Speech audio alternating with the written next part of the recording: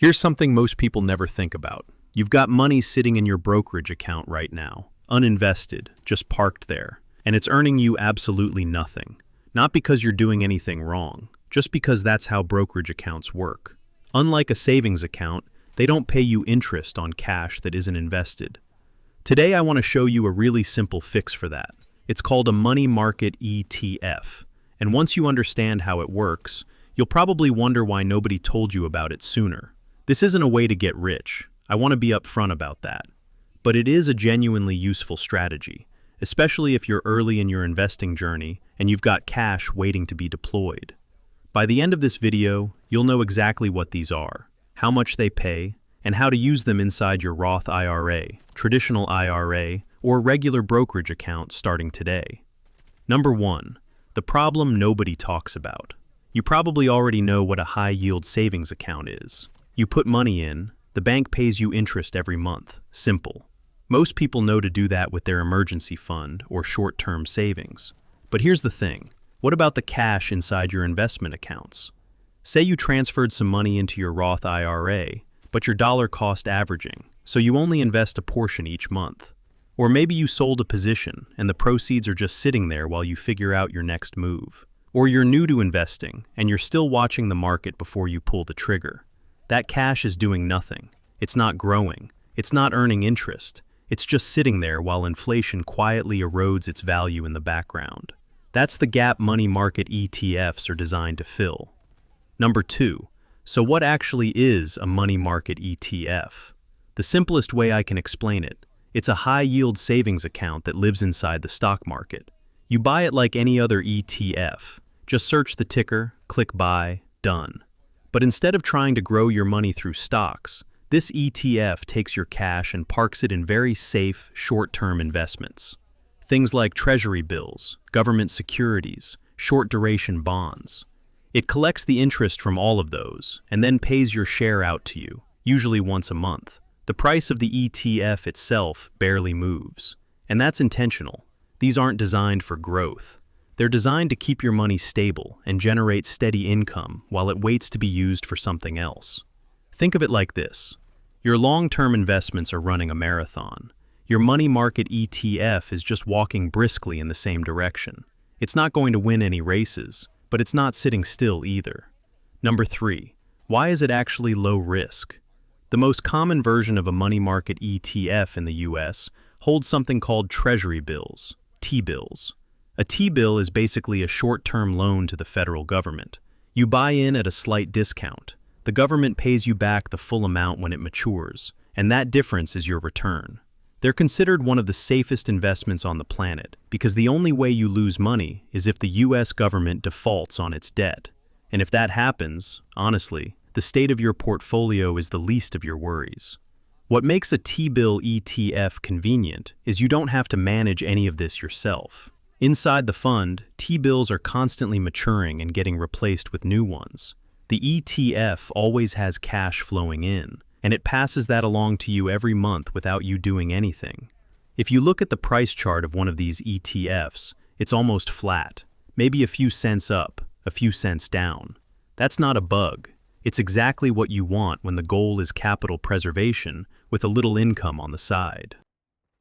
Number 4. How much can you actually earn?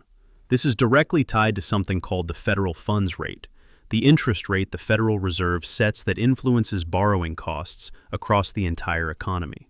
When the Fed raises rates, money market ETFs pay more. When it cuts them, they pay less. So the yield you're earning today will shift over time, and that's worth keeping in mind.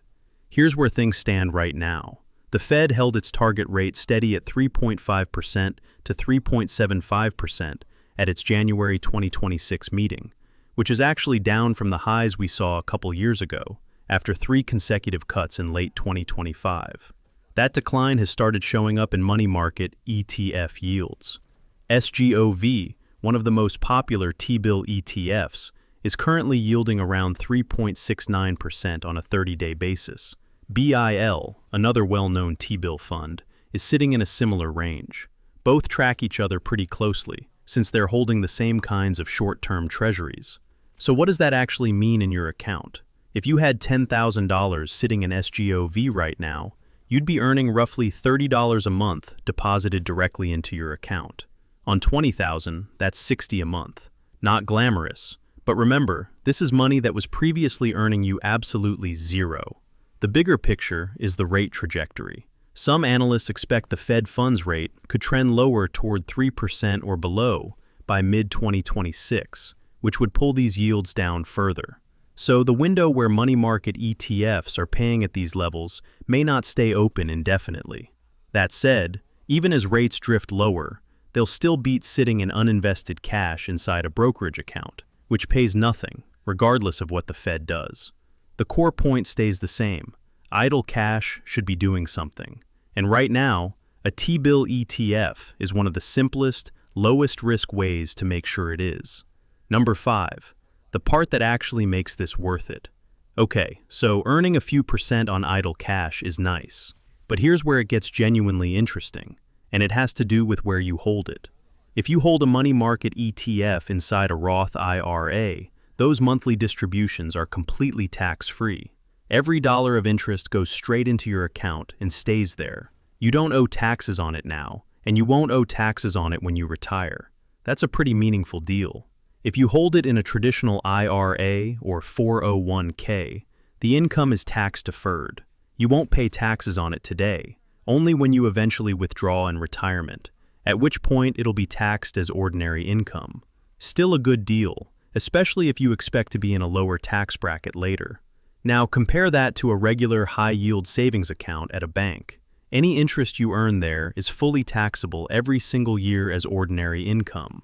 If you're in the 22% tax bracket, you're handing more than a fifth of your interest back to the IRS before you even see it. So for the same yield, holding a money market ETF inside a Roth IRA is meaningfully better than earning interest in a taxable savings account. That's worth paying attention to. One note, if you do hold these in a regular taxable brokerage account, the income is taxed as ordinary income, not at the lower long-term capital gains rate. It's still useful, just not as clean as inside a retirement account. Number 6, a step up for more experienced investors. If you've been investing for a while and you want to explore higher income potential, there's a category of ETFs worth knowing about that goes a step beyond basic money market funds. Some income-focused ETFs hold baskets of dividend-paying stocks, U.S. banks, large-cap companies, that kind of thing, and layer an option strategy on top to boost the income beyond what dividends alone would generate. The result is often a much higher monthly distribution than you'd get from a T-bill ETF. The catch is that these funds carry more risk. The price moves more. You might see real swings depending on what the market is doing. So you wouldn't use one of these to park cash you're planning to deploy next month. That's still a job for the stable, low-drama money market ETF. But for longer-term money, where you want to stay invested and maximize income along the way, income-focused ETFs can be a useful tool in the kit. Just go in understanding exactly how the distributions are being generated and whether the risk level actually fits what you're trying to do.